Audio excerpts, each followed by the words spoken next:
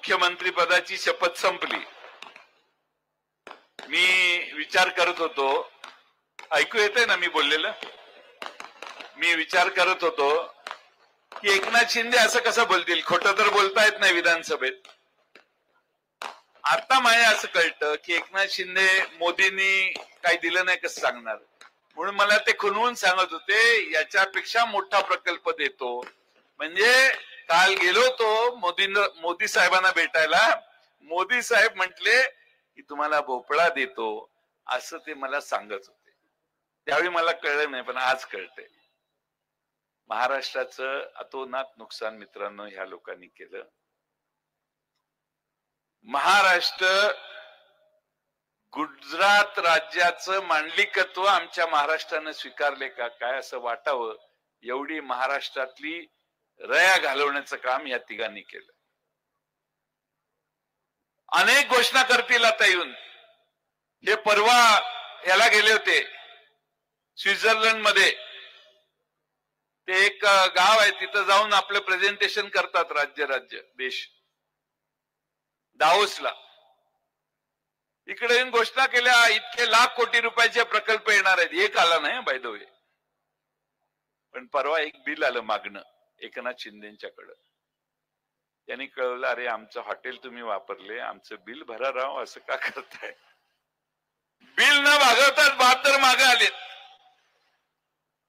ठाण्यात गेल्यावर ठाण्याच्या कुठल्या रेस्टॉरंट मध्ये हॉटेलमध्ये गेल्यावर बिल द्यायची आम्हाला सवयच नाही, त्यामुळे तसं डावसला गेल्यावर आम्ही तसेच मागे आलो, बिल भरायचं राहिलं. महाराष्ट्रामध्ये सगळे प्रकल्प महाराष्ट्राच्या बाहेर चाललेले असतील तर याचा परिणाम काय असं तुमच्या सगळ्यांच्या मनात येईल. मी दोनच परिणाम तुम्हाला सांगतो. एक परिणाम म्हणजे दरडोई उत्पन्न महाराष्ट्राचं गुजरात पेक्षा खाली गेलं. मी राज्याचा अर्थमंत्री 9 वर्ष होतो, त्यानंतर 5 वर्ष 2014 पर्यंत महाराष्ट्र देशात 3ऱ्या-4थ्या क्रमांकावर होता.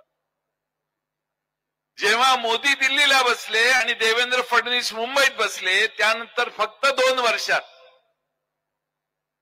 महाराष्ट्राच्या खाली गुजरात होतं ते गुजरात महाराष्ट्राच्या वर गेलं आणि महाराष्ट्राचं दरडोई उत्पन्न गुजरात पेक्षा कमी झालं. आज बघितलं तर आमचं दरडोई उत्पन्न 11व्या क्रमांकाचं आहे देशात.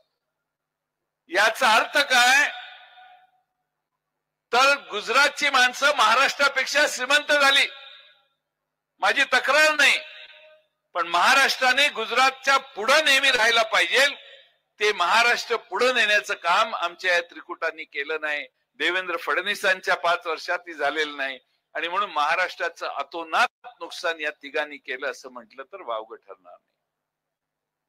आणखीन एक आकडा तुम्हाला सांगतो. देशाच्या सकल उत्पन्नात महाराष्ट्राचा वाटा 15% नेहमी असायचा. काल परवा आकडेवारी जाहीर झाली, 15%हून पहिल्यांदाच महाराष्ट्र 13%वर खाली घसरला. याचा अर्थ देशामध्ये जे उत्पन्न होतं सकल उत्पन्न त्याच्यात 15%च्या ऐवजी आम्ही 13%वर आलो. म्हणजे 2% म्हणजे काही लाख कोटी रुपयाची संपत्ती कमी करायला आम्ही कमी पडलो असा त्याचा अर्थ आहे. कारण आमच्या राज्यात गुंतवणूक कमी, आमच्या राज्यात टर्नओव्हर कमी, आम्ही कुठेतरी कमी पडतोय आणि महाराष्ट्र आज 11व्या नंबरवर दरडोई उत्पन्नात गेला असेल तर भारतीय जनता पक्ष, एकनाथ शिंदे आणि अजित पवार यांना याचा प्रश्न आणि ह्याचा जाब विचारला पाहिजे अशी माझी आपणाकडून अपेक्षा आहे. बऱ्याच गोष्टी आपल्याला सांगता येतील. महागाई किती आहे, बेरोजगारी तर आता 21 वर्षापासून 35 वर्षापर्यंतच्या युवकांच्या मध्ये 30% बेरोजगारी आहे. 30%. म्हणून आम्ही 5 या देशात राज्य सरकारमध्ये आम्ही आल्यावर 5 मुद्दे जाहीर केलेत. राहुल गांधींच्या, शरद पवार साहेबांच्या आणि उद्धव ठाकरेंच्या नेतृत्वाखाली. त्यातला एक मुद्दा आहे की महाराष्ट्रातल्या सुशिक्षित बेरोजगारांना आम्ही महिन्याला 4,000 रुपयापर्यंत बेरोजगार भत्ता द्यायचं काम महाराष्ट्रात सुरू करू. पण बेरोजगार भत्ता दिला की आमचं कर्तव्य संपलं असं नाही. पुन्हा महाराष्ट्र 1 नंबरला नेण्याचं काम देखील आम्ही करायचं पुढच्या 5 वर्षात आव्हान स्वीकारू आणि महाराष्ट्र पुन्हा मूळ पदावर आणण्याचं काम पुढच्या 5 वर्षात आम्ही करू, हा विश्वास मी आपल्या सगळ्यांना मनापासून देतो. आज महाराष्ट्रामध्ये लोकसभेला तुम्ही सगळ्यांनी दणका दिल्यावर सरकार घाबरलं, तिजोरीचं दार बाजूला काढून ठेवलं आणि तिजोरी पूर्ण मोकळी करून टाकली. लाडकी बहीण योजना जाहीर केली, त्याच्याबरोबर 100 दुसऱ्या योजना जाहीर केल्या आणि म्हणून आज सरकारची परिस्थिती अशी आहे की मागासवर्गीय समाजाला द्यायचे जे पैसे आहेत ते डायव्हर्ट केले, आदिवासी समाजाला द्यायचे पैसे ते डायव्हर्ट केले, दुसऱ्या सगळ्या योजना बंद करण्याचं पाप या सरकारने केलं आणि आज यांच्याकडे त्या लाडक्या बहिणीला देखील पैसे द्यायला यांच्याकडे आता पैसे नाही, तशी यांची अवस्था आहे. 1.25 लाख कोटी रुपयाचं रिझर्व्ह बँकेकडून यांनी कर्ज मागितलंय. या योजनेचा 20 नोव्हेंबर पर्यंत जरा बरं दिसायला राहावं, डिफॉल्ट होऊ नये म्हणून 1.25 लाख कोटीचं यांनी कर्ज रिझर्व्ह बँकेकडून घेतलंय. माझी आपणा सर्वांना विनंती आहे की आम्ही पंचसूत्री जाहीर केलेली आहे. त्यातली पहिली सूत्र असं आहे, राहुल गांधी, पवार साहेब, उद्धव ठाकरेजी यांनी जाहीर केले. त्यातला पहिला मुद्दा आहे की आम्ही महालक्ष्मी योजना महाराष्ट्रात जाहीर करू आणि महाराष्ट्रातल्या गोरगरीब महिलांना दर महिन्याला 3,000 रुपये द्यायचं काम करू.